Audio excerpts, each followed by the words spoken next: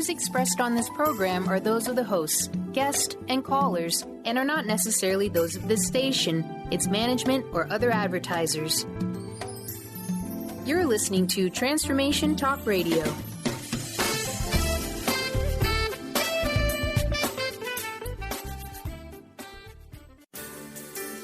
On the cutting edge of the new mainstream, Christine Upchurch is passionate about bringing together science, psychology, and spirituality in a way that can be applied to our everyday lives for true transformation. The Christine Upchurch Show, stellar conversations to illuminate your journey, engages some of the most inspired visionaries on the planet in lighthearted, lively dialogue. Join us as we explore the expansive nature of reality in a down-to-earth way, offering you insights and tools, empowering you to become that bright light you're meant to be. Now, here's your host, Christine Upchurch. Hello, everybody. Welcome to the Christine Upchurch Show, where we have stellar conversations to illuminate your journey. I'm speaking to you today from kind of cloudy, hazy Seattle here on KKNW AM 1150. At Hubbard Radio. You might be listening in Connecticut, Rhode Island, or New York on WBLQ. Hello out there, AM 1230 Radio on one of the 35 stations in Australia or anywhere around the world on Transformation Talk Radio, or of course in the archives on christine-upchurch.com. But wherever you're listening from today, you are going to want to stay tuned because we're going to be talking about something that's becoming sort of a hot topic in both the consciousness community and the sort of the 20-something community, and that is ayahuasca. And we're going to be looking at it from a fairly objective perspective, which I find fascinating. But before we get into that, I want to say hello to my better half here in the studio who allows you to hear these wonderful conversations, Mr. Benny Mathers. Hi there. Hey, Benny. Happy St. Patty's Day Thanks to to you, too. Are you wearing green? No. Oh, you get bitched. I could lie and say I've got green underwear on, but yeah, I'd be lying. I would still ask for proof, you know. Like, I don't see it. It was funny because Sunny in Seattle at the 9 o'clock show, she did the same thing. So I had to run out and grab her something so she'd feel more comfortable into the show. So it's up to you. I can find some, or you can just, kind of go with the pinch. Oh no, I've got a green folder. I've got a green folder. Look at you all looking around for something. I'll give you that one. I brought a green folder with me. Yeah, right. it's sort of turquoise. Happy St. Patrick's Day to you too. Yeah, well, I do have a little bit of Irish in me. You're covered then there. So you're off the hook for sure. I'm really interested in the conversation today because, Benny, I know we have off the air. We've talked to some individuals who have gone down to Central America and had the experience of having ayahuasca. And I know that there are some people in this country, who've sort of done it behind closed doors. And everybody I've talked to who's either done it or talked to somebody who's done it talks about what a profound experience it is. And so I've been curious about it. And so I was very grateful when Peggy Snow, the associate producer of the show, who finds all these wonderful guests. Yeah, she's the head honcho over there on scheduling. She knows what she's doing. She really got does. It locked in. Yep. Mm-hmm. She found her way to Dr. Rachel Harris, who's written this book called Listening to Ayahuasca, New Hope for Depression, Addiction, PTSD, and Anxiety. And she is a researcher who's done her best to look at this objectively. It's a little complex to do that. But she's found some fascinating things, and so I'm really excited about it. So like a researcher like you previously, right? Yeah. If similar? Well, yeah, she's a psychological researcher, and I was a statistician who ran the numbers for various types of research. Okay. And so, but we're with that same kind of frame of mind. Gotcha. Like, let's look at these things objectively. She is the author of this book, as I just said, Listening to Ayahuasca. She received a National Institutes of Health New Investigators Award, NIH New Investigators Award. She published more than 40 scientific studies in peer-reviewed journals, which I take my hat off to her about that because you have to go through a long process and you have to get things accepted and you have to have it evaluated by others before it actually gets published. She considered a medicine practitioner. The ayahuasca tea has great therapeutic potential that is just beginning to be studied, and she's a part of that. And so she's had her own experiences with that, and we'll talk to her about that. And she has worked in the realm of psychological consulting to Fortune 500 companies, as well as to the United Nations. And she lives on an island off the coast of Maine. Boy, I used to live in New England. I'm very happy to have Dr. Rachel Harris here. Hi, Rachel. Welcome. Thank you. I'm so pleased to be here. You know, it's funny because I originally heard about ayahuasca from a client a number of years ago who had a profound experience. And I've got a 20-something who's talked to me about it because he's got, friends who've talked about trying it or have tried it, and he's curious. It's at that stage of like consciousness, and so I was really excited to find that not only are people having experiences, but there are people like you who are beginning to evaluate it. What made you choose to take this path? Well, I'm sorry to say I have an example that I don't want other people to follow. And that is that I sort of fell into it without realizing exactly what I was getting into. Uh-huh. And that's not at all what I recommend. I recommend people research clearly and carefully and do all their homework before they make a leap.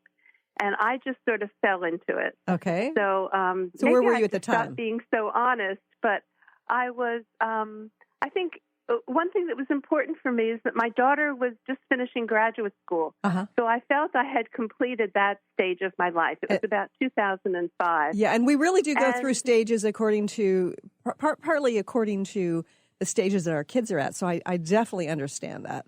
Yes, exactly. I had a new freedom. And I was living in New Jersey, in Princeton, and I've spent most of my life doing private practice, although I had a decade of research work. And I was looking for a beach vacation. It was February in New Jersey. To me, that was a no-brainer. Right. And so I signed up for a retreat that was on the beach in Costa Rica. And a few days before I was scheduled to leave, I get a phone call that says, "Do you want to participate in the ceremonies?" Uh-huh. And I say, "What ceremonies?" Right. I had no idea. Uh-huh. And so all of a sudden, this opportunity falls in my lap, and I was very ready. So I actually did read up a lot about it in those 2 days before I left. Uh-huh. But it was quite serendipitous. Right. And part of what inspired the research is that my first ceremony, my first experience, was so personally meaningful to me that the next morning I had all kinds of questions about, as a therapist and a researcher, how does this work? What this is so therapeutic and so healing. Mm-hmm. How way beyond anything I'd experienced before with psychedelic drugs. Right. How does this work? Mm-hmm. And so this is an unanswerable question, right, basically. Well, let's first talk about what ayahuasca is. Well, it's a tea that's made from two plants that generally grow in the Amazon or rainforest. And the plants combine in such a way that the DMT, the active ingredient that is the psychedelic, becomes available. It means it can be accessed in your system. Right, so bioavailable, yeah. Yes, thank you. Uh-huh. And so it is a psychedelic medicine. It's the DMT that's illegal in this country. Mm-hmm. And in the indigenous use of it, it's considered a medicine that heals a wide range of diagnoses that are mostly considered to be spiritual ailments. Uh-huh. That's how most medical problems are conceived from an indigenous cultural point of view. Right. But in this country, the plants are legal. Uh-huh. You could order them from Amazon. A couple of years ago, I sent one to a friend. Uh-huh. I sent an ayahuasca vine to a friend. It's legal. But once you combine the two plants and the DMT is released, then it's considered dangerous and of no medical value, just like marijuana is. So you can see there's a problem with some of our characterization of drugs or medicines. They're still considered not helpful when, of course, we know, the general population, the surge from people who are finding relief from some of these medicines is that they are very helpful. Mm-hmm. And so that's what's changing the laws. Right. And here in Washington State, marijuana is actually legal for those who are 21 years of age and older. And I think it's even legal. It's a recreational legal, isn't it? Yes, it is. Yes. Yeah. And so it, but it's been a long time coming, and with our current administration, that may change. But it's funny because I think that once upon a time, I'm thinking of when I was younger, we had this perspective that there were these drugs that sort of turned you wild, and then there was these helpful drugs prescribed to you by doctors. And yet these days, people are getting to be more and more leery of the pharmaceutical drugs and are getting more interested in, alternatives, including like like mild supplements to things like marijuana or cannabis oil and, of course, ayahuasca. Yes, and for people who suffer with depression or a combination of anxiety and depression, a full third of them, even up to a half, as some researchers say, will not respond to the prescription drug. Mm-hmm. They will not get any relief. So some people, it's quite miraculous. They get not immediate relief, but in a month or so, they really feel much better. But a good third of people will not benefit from the psychoactive drugs that are part of the medical pantheon. Yeah. So now what do they do? So this is an alternative. Right. It's, again, not going to be helpful for everybody, but for the people who it does help, they're very enthusiastic. Mm-hmm. And I want to say I did one of the first studies in the ayahuasca underground, and it's a kind of a survey study with some statistical analysis. Uh-huh. But in the survey, of course, I collected background data, and I had 81 subjects, which was a good-sized group at that time. And then I also personally interviewed another 50 or so. Uh-huh.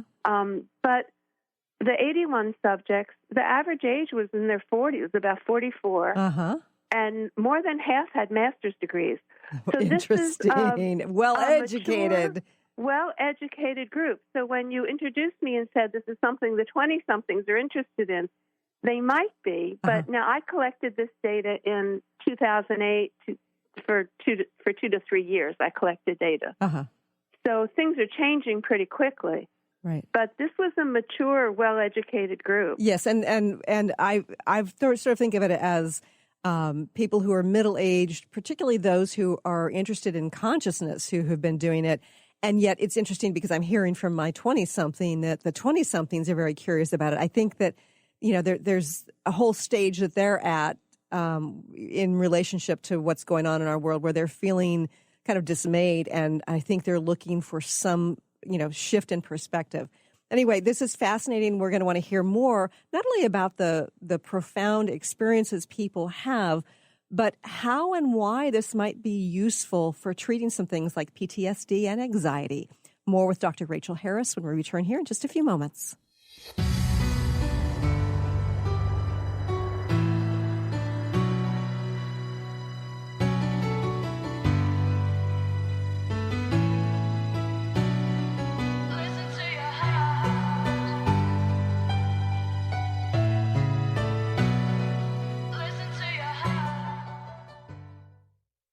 Brand consultant Jen Morgan is here with Radically Distinct Radio to help you take control of your future and maximize your brand's power to produce results. Whether you're an individual trying to reinvent yourself and launch a new venture, or you're an executive trying to reposition your company to modernize your sales and marketing programs, Jen Morgan and the RAD Method empower you to play to your strengths and show up in the world as your most powerful brand. To learn more, go to jenmorgan.com. That's Jen with 2 N's Morgan.com, or call 206-972-5366.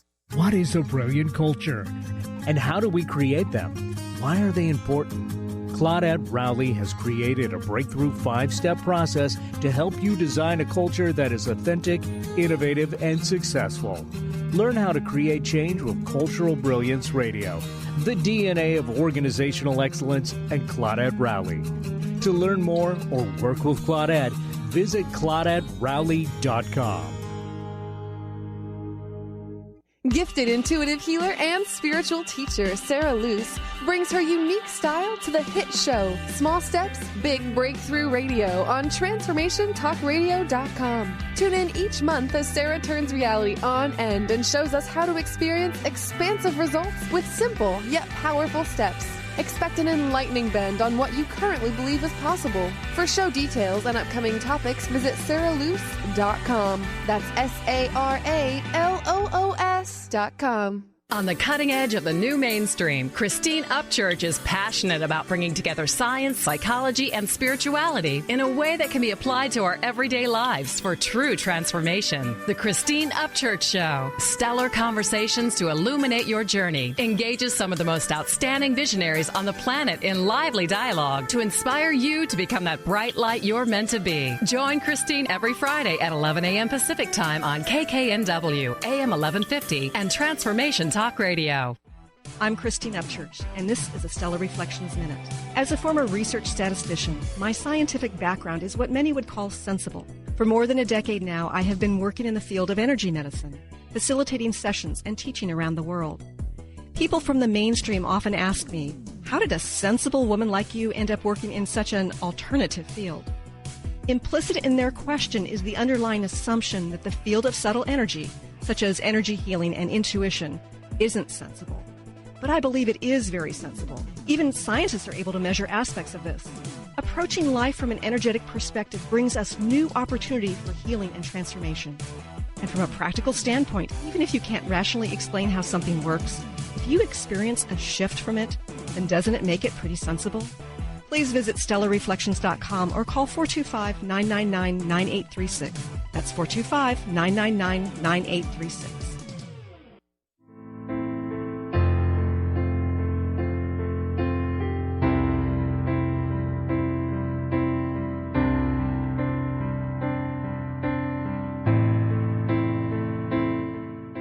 Welcome back to the Christine Upchurch Show here on KKNW and Transformation Talk Radio. You know, Rachel, we were talking about ayahuasca, and I know that you're very, very familiar with people's experiences on this. And, you know, I've heard some personal experiences and through the grapevine experiences. Can you share with our listeners what a typical kind of ayahuasca experience might be? Oh, let me assure you, there is no typical. Okay, okay. The range is enormous and unpredictable. So some people have conversations with relatives or loved ones who have died, where they really feel they're encountering them. Other people have mystical experiences where they blast off into the heavens, into the cosmos. Other people feel like they're dying, literally dying in during the journey.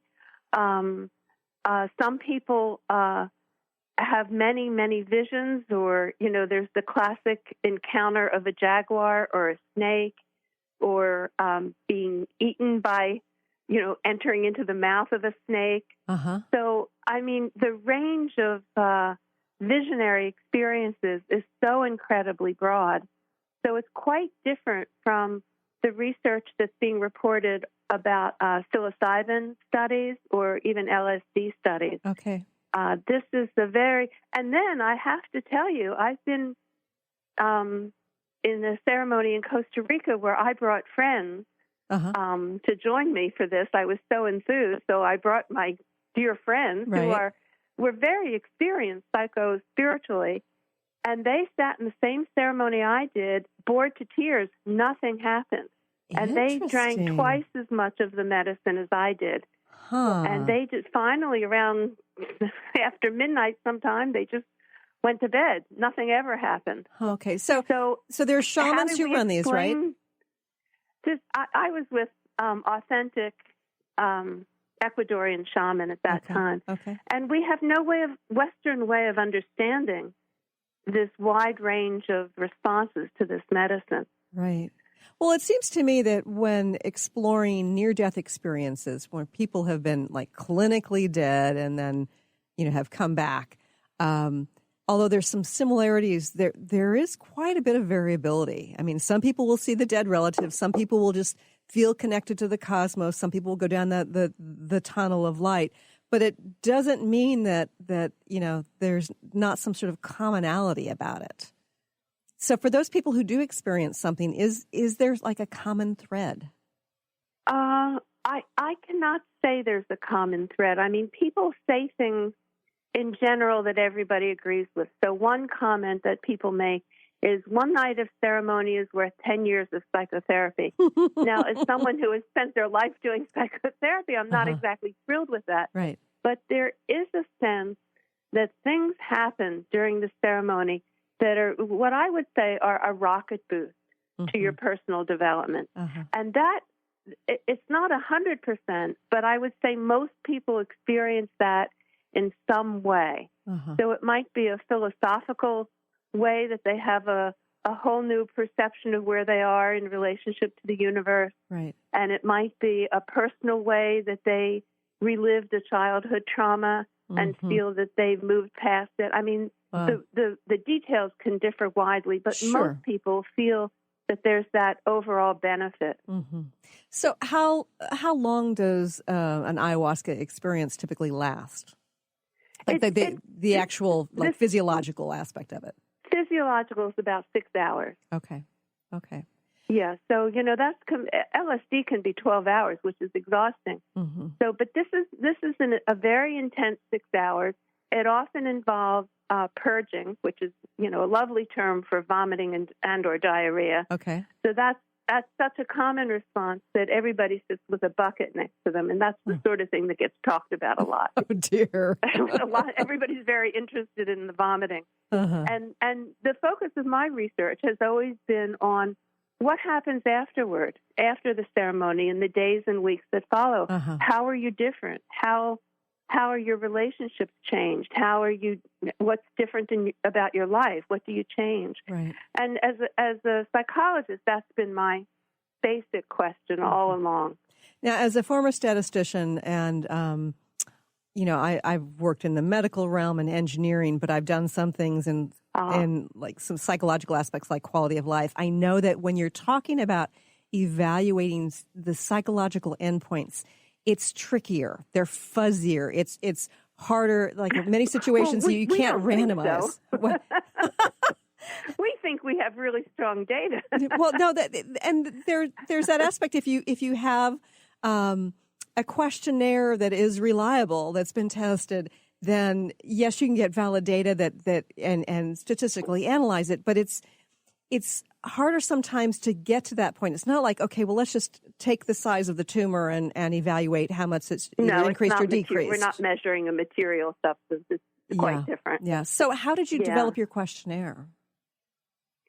Well, the very first level of developing a questionnaire is interviewing people. Okay. And the most extraordinary thing about my initial process was maybe I'd had half a dozen ceremonies. I didn't know a lot. So I was interviewing very experienced people. And one very intuitive female shaman said to me, and let me just say my research was limited to North America. These were people drinking ayahuasca in an underground, discreet kind of setting in the States and Canada. Right.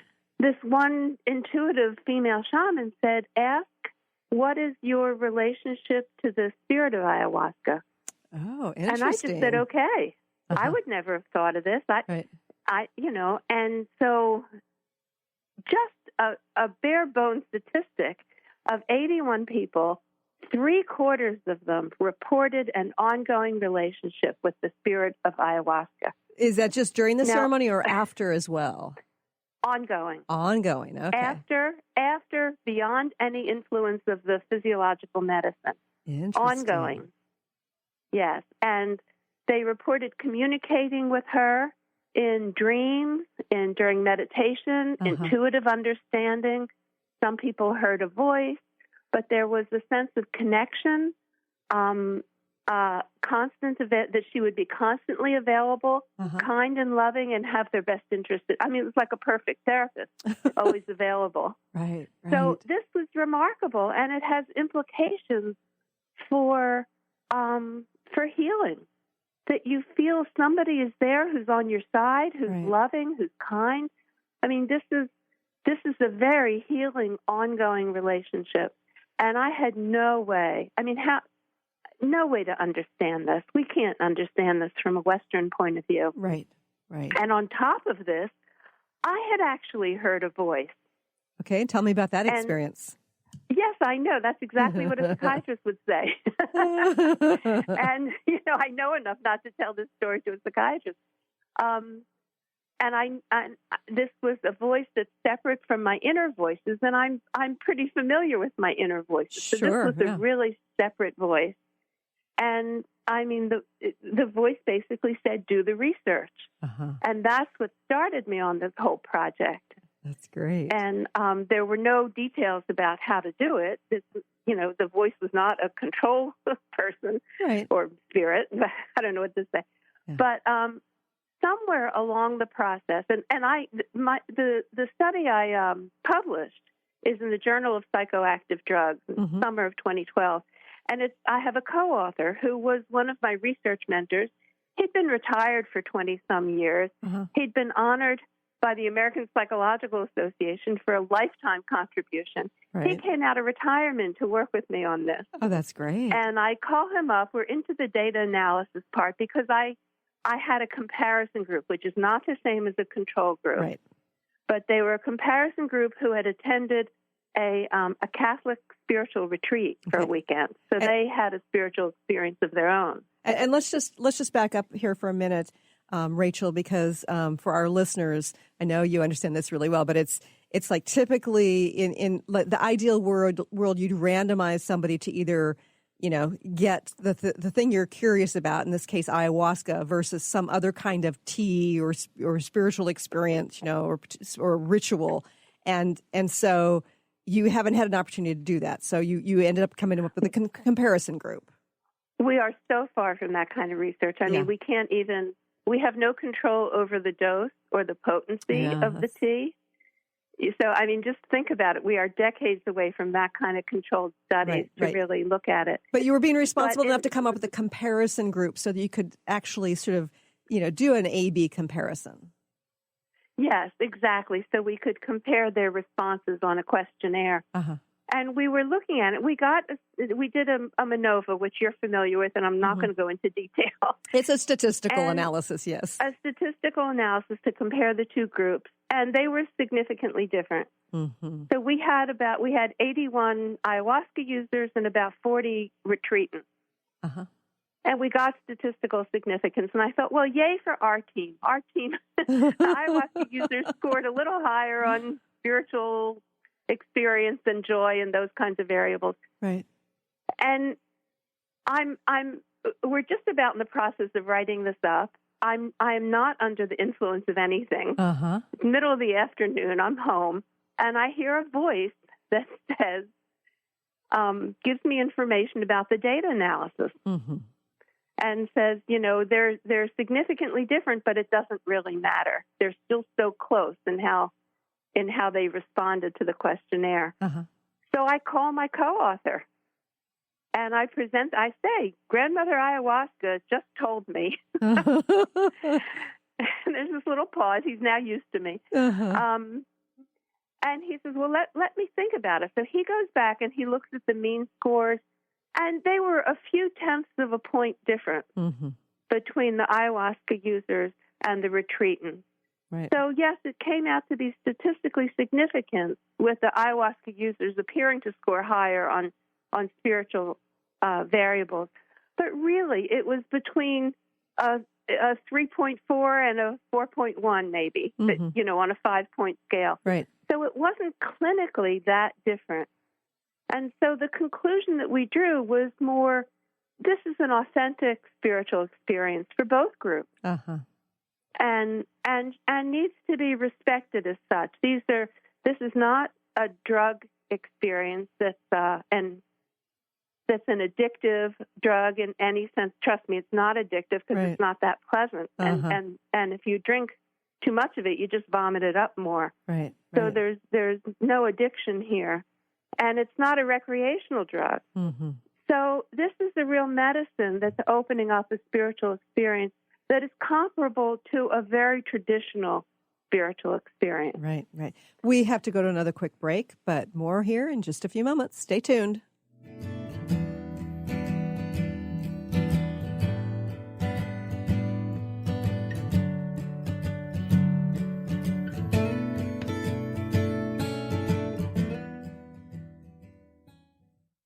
Chris Stanis is a spiritual leader and healer and teaches a course on how you can transform your life through a meditation and healing system that will manifest your spirit's dreams. She manifested the Women of Wisdom Conference, the Women of Wisdom book, and this radio show. And she can show you how to change your life too.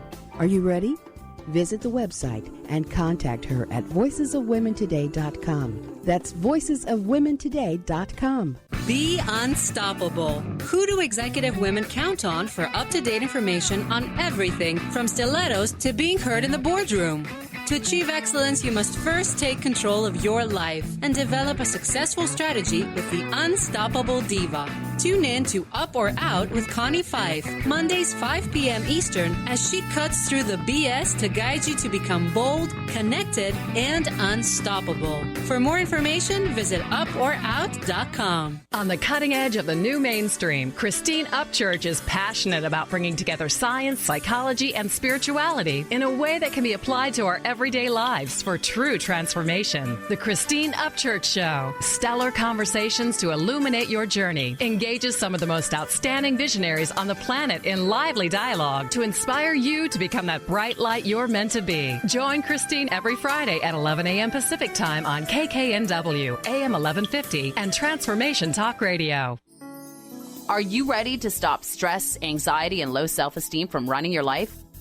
Join award-winning author Dr. Friedemann Schaub for Empowerment Radio and learn breakthrough solutions to switch out of survival mode and approach every day with great ease, joy, and purpose. Tune in the first and third Wednesday at 11 a.m. Pacific to Empowerment Radio with host Dr. Friedemann Schaub on Transformation Talk Radio. Visit thefearandanxietysolution.com to learn more. I'm Peggy Snow with another Stellar Reflections Minute. Presence, or what we think of as being fully in the moment, is a key element in the process of healing work.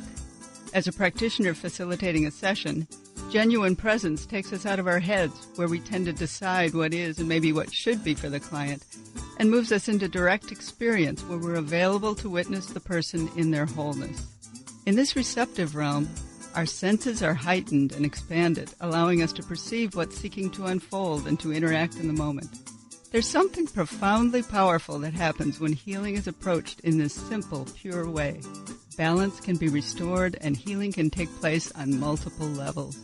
If you'd like more information about the services we offer at Stellar Reflections, visit us at stellarreflections.com or call 425-999-9836. That's 425-999-9836.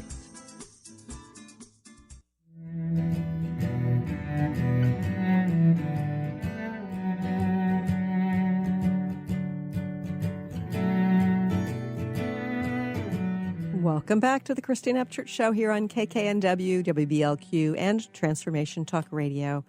I'm talking today to Dr. Rachel Harris, the author of Listening to Ayahuasca, New Hope for Depression, Addiction, PTSD, and Anxiety.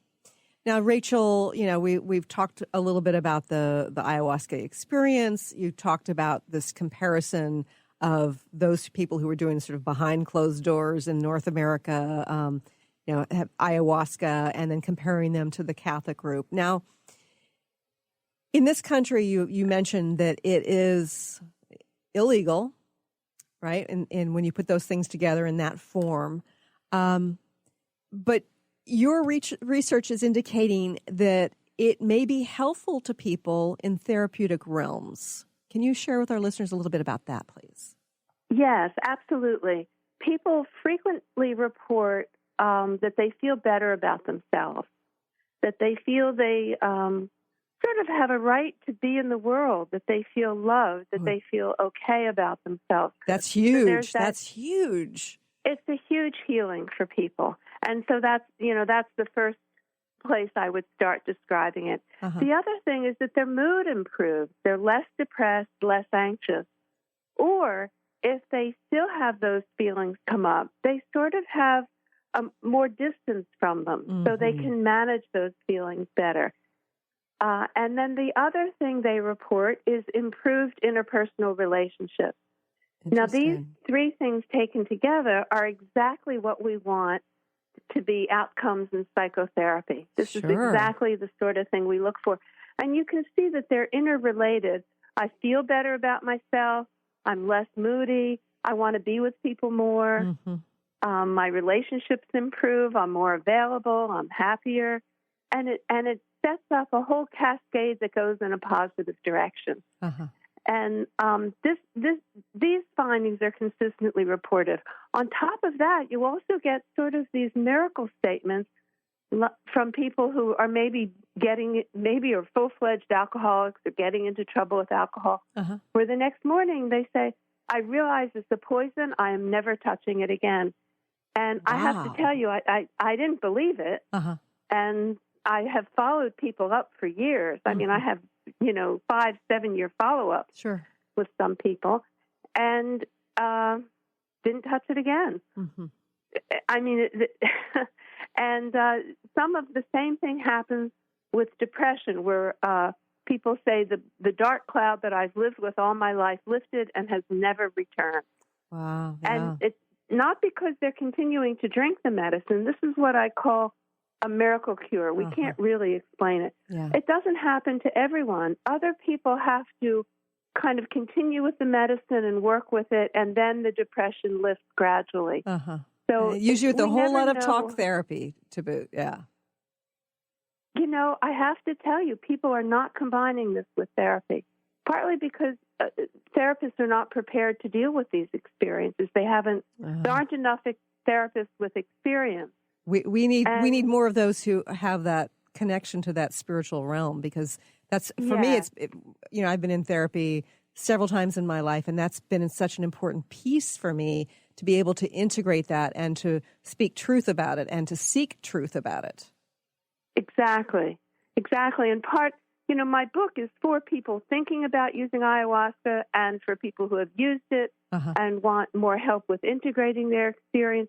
But it's also for therapists working with these people to have a broader picture of what therapy can be with people working with these altered states. Right. So, what's next in your research with this? Oh, you have to understand, I can't, I'm retired. I came out of retirement. Oh, no, you can't do that. I'm curious about what comes next. Yeah. I don't know. I'd have to be given another mission statement. Right. I honestly don't know what comes next. I mean, I really hope that more therapists can become more open about working with people who have these unusual experiences, really, whether they're connected to ayahuasca or other psychedelic experiences or even spontaneous spiritual experiences. Right. As a profession, we have to get better at working with these altered states. Yes. And, as somebody who's worked in energy healing for, 14 years, 15 years, whatever it is, and having been evaluated scientifically, I know that things can shift in an instant and be very profound. And I've seen people stop their addictions to cigarettes or whatever, right away, and have huge shifts in relationships, as well as have physical healings. And yes, we need to be able to integrate these different pieces into our perspective on health and well-being in our society. But how do we sort of go down that path when we have, big pharma with their agenda and the AMA, which can be very beneficial in so many ways, but with their own sort of, limited perspective? How do we move through that and welcome something like potential healing through ayahuasca? Well, I can't answer the big societal questions, especially right now in our country. Okay, so share with us what your ideal would be. But I can say from a psychological point of view, William James, who lived around the early 1900s, is regarded as the father of psychology. And he wrote about something he called discontinuous transformation. And it's his term for those spontaneous healing experiences. It's discontinuous. It's not a process. It happens in a flash, and it's transformative. And he was referring in part to a religious conversion. And it doesn't even have to be tied to any religion. It can be a spiritual experience that just changes everything about the person. Uh-huh. And, the astronauts reported this when they first began going up into space, and they looked down and saw the planet in the blackness of the universe, and they saw the whole planet. Many of them reported that as a spiritual experience, and they were transformed in their lives. Uh-huh. So we don't always know what causes this kind of spontaneous spiritual experience.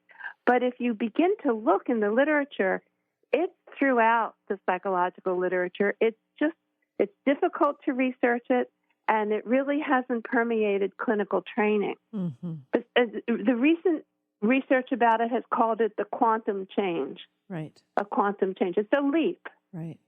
And it's quite remarkable. And this is a conversation completely separate from ayahuasca as a medication or any drugs. It's a totally different point of view. Do you think that over the last, 100, 120 years, we have, as a society, stepped away from the spiritual? We're supposedly one of the most religious countries in the world.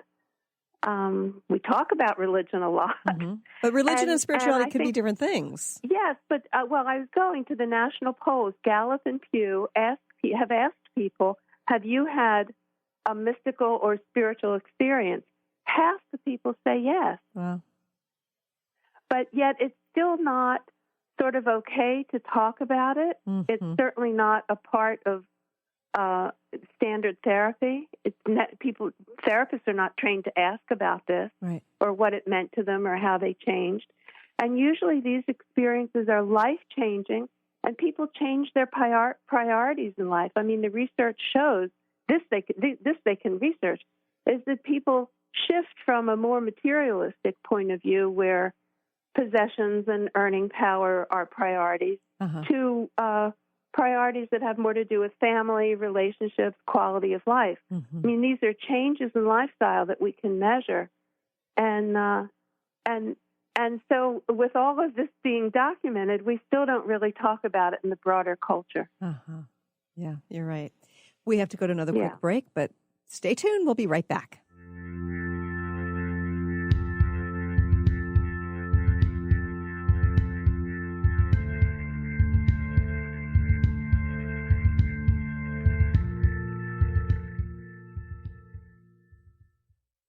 I'm Christine Upchurch, and this is a Stellar Reflections Minute.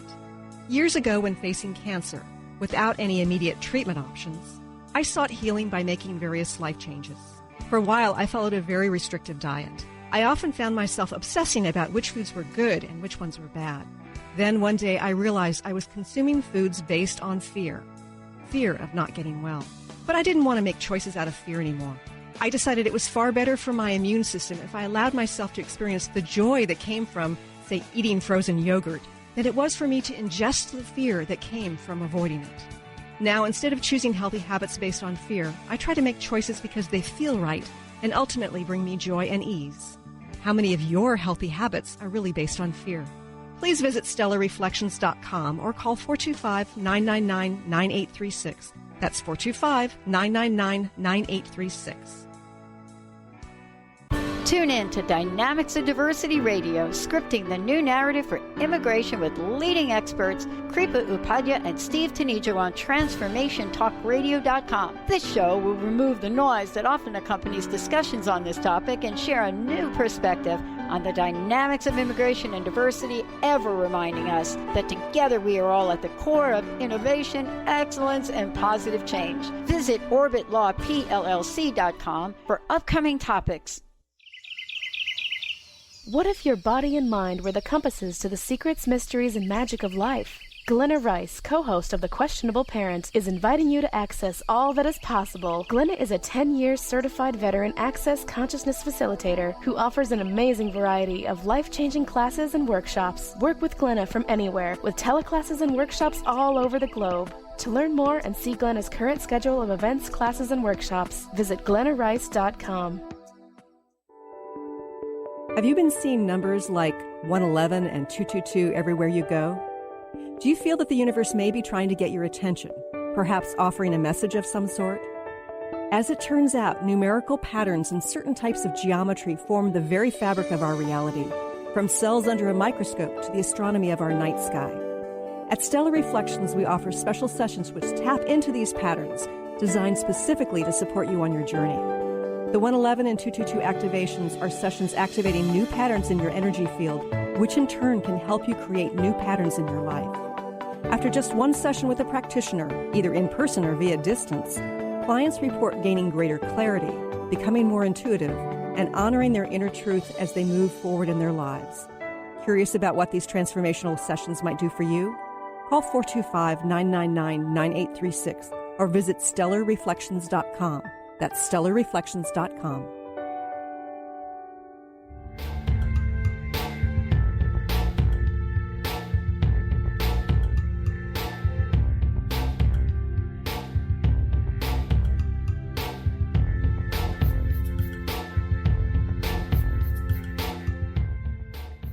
Welcome back to the Christine Upchurch Show here on KKNW and Transformation Talk Radio.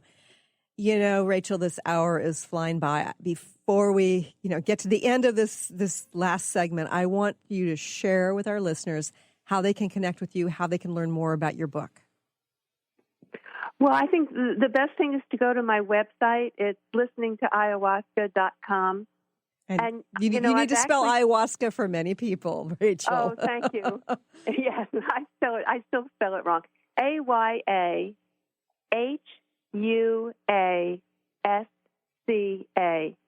Listening to Ayahuasca. It's the title of the book as well. Right. Listeningtoayahuasca.com. Okay. And, so here we are in a situation where you've done some research and you've gotten some interesting data and you know that this can be of significant value to people. So how can you help a person decide whether or not to do this? And if they choose to do this, how would they go about having an ayahuasca experience? This is good that we cover this because basically, because it's illegal in this country, there's no regulation whatsoever. And I have to mention also there's no regulation in Peru or in Central or South America regarding this. So anybody can call themselves a shaman and give you anything in a cup. Who knows what you're drinking? And that's scary. It's a pretty scary situation. And I just have to say, and I guess this is how we started the interview as well, is be very careful, do your homework, check it out very well. And even then, I have a friend who's very experienced, and she ended up in a difficult situation in a group she didn't want to be in. So you have to be very, very careful. Okay, so if somebody chooses to have this experience, how do I put this? Can things go awry within the context of their experience? Well, they're just very concrete things that you want to know there are enough helpers in the room so nobody wanders off, for instance. Okay. And so helpers who are not on ayahuasca then? Or might be on a very small dose of it, but they're able to be of help, to help you get to the bathroom when you need to. Right. And to make sure everybody stays in the room. Nobody wanders off to explore the woods nearby or something like that. And because there are stories of people walking out of ceremonies for whatever reasons. And you want to feel that you're in a safe situation where people will take care of each other. There are enough people to take care of you, where you trust the person leading the group. Those kinds of issues. And then the next morning, the group needs to make sure everybody's in a fairly good place when they leave. And this is where we all have to learn how to take good care of each other and really look around. Usually there's a sharing circle. You want to hear from everyone and make sure they feel they're together the next morning, that they're ready to move on back into their life, whatever that means. Right. So those are the structural things that you can look for. Are there physical risks associated with this? I mean, besides like wandering off and falling off a cliff, but actually taking the drug. Well, there have been deaths reported from South America, but it's, the medical investigation into these deaths is not what it might be if it happened in the States. So we don't know exactly what happened, and we don't know that it was a direct cause of ayahuasca. There was a recent death of an Australian young man, but it was from a tobacco overdose. It was a tobacco poisoning. That was part of an ayahuasca ceremony, but it wasn't the ayahuasca itself. Mm-hmm. And we don't really know why he died. Everybody drank the tobacco mixture. So there are a lot of questions that we don't know about yet. Mm-hmm. You can see that the research on psilocybin mostly and some LSD is farther ahead because they're doing it in hospital settings with a lot of control, and they haven't had any complications like this. Right. But with ayahuasca, if you go to the jungle, you're hours away from whatever medical care is available in a large Peruvian city. Mm-hmm. Yeah. And so it's a serious exploration. Let's put it that way. Right. There are risks, but of course, in that kind of setting, that's the traditional setting with the shaman, and it's there are probably the advantages to that as well. Sort of honoring the history of the tradition. There's that, and there are illegitimate shaman as well, or shaman who have taken advantage of Western young women and mixed. Oh dear. Thank you. Oh, gosh. I mean, it's the same problems we've had with every spiritual guru for the last 50 years, and I just don't know of the ones before that. Right. But it's all about sex and money. Yeah. And so, these kinds of, there are plenty of reports about illegitimate behavior going on as well. Sure. So it would be helpful to work with somebody or to get information from somebody who is knowledgeable about it, who's had that experience. As best as you can. It's a difficult situation. That here's a medicine that has such healing potential, and yet I don't really have a safe referral for you. Right. So that's part of the paradox of the current situation. Okay. So, we've only got a couple of minutes left, Rachel. What message would you like to leave us with based on your own personal experience as well as the research from this? Well, I would like to say that an apprenticeship to become a shaman takes decades. I found on the internet there's a program at one retreat center that you can go down there for 6 weeks and be trained as a shaman. Mm-hmm. Well, that's not my real understanding. It's an apprenticeship that takes decades. So that's not even, I've been doing this for 6 years. Decades, 20 years sounds good to me. Yeah. And there's a legitimate sense of a lineage that the shaman is connected to the shamans who trained him and the generations before. Right. And so you're working with a traditional heritage. And I think this is not something we're terribly familiar with in Western culture. Yes. And part of what we need to learn about this medicine is to respect that lineage. Okay, so I want to mention the name of this book, Listening to Ayahuasca, New Hope for Depression, Addiction, PTSD, and Anxiety. Now, Rachel, what's the next step in the research? And I know you say you're retired, but on a more general level, what's the next step? I think the most exciting research that's going on is happening in a university in England. And that's where they're using a functional MRI machine to look at people who are under the influence of psilocybin. And so they're describing what the changes are in the brain during those hours.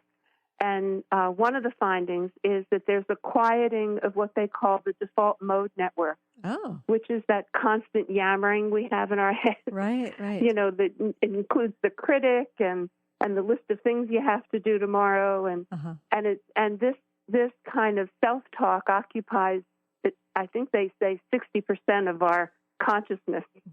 God help kind us. Of sad. Exactly. Thank you. That sums that up. It's sort of a sad finding. Yeah. And so they're beginning to look at what it means to quiet that part of the brain, and how that allows for what the underground term is recalibration. Yeah. It is literally an opportunity for neurological rewiring. And that's exciting. And I know that, we've got so much more that it'd be fascinating to hear about, but we have run out of time. So again, Rachel's website is listening to ayahuasca.com. It's listening to AYAHUASCA.com. Rachel, thank you so much for joining us here today. Thank you so much, Okay. Christine. And thank you for joining us here today. I look forward to talking to you again soon. You've been listening to the Christine Upchurch Show, stellar conversations to illuminate your journey. Each week, this show engages some of the most outstanding visionaries on the planet in lively dialogue to inspire you to become that bright light you're meant to be. Join Christine every Friday at 11 a.m. Pacific Time on KKNW, AM 1150, and TransformationTalkRadio.com. For more information about the transformative healing work of Christine, visit www.stellarreflections.com. And for weekly topics, visit www.transformationtalkradio.com.